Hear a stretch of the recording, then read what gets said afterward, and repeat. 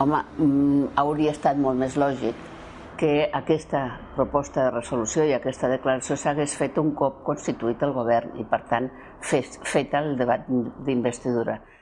Jo vaig donar la meva resposta a que es fes això d'aquesta manera pensant una mica en que si Junts pel Sí cedia en aquesta declaració i fer-la abans de la investidura, doncs després estaria molt a prop l'acord d'investidura. No ha estat així i si vol que el digui la veritat em sorprèn.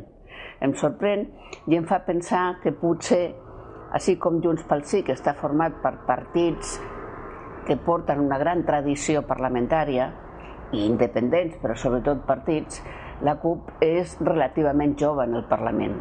La segona legislatura que hi és, a més canvien les persones cada legislatura, per tant no repeteix cap dels anteriors, i la sensació que em dona a mi personalment és que tenen poca tradició parlamentària i poca experiència en aquestes negociacions.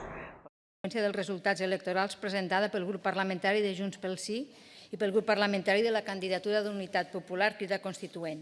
Votarem aquesta proposta punt per punt. Votem, doncs, el punt primer d'aquesta proposta de resolució. Comença la votació.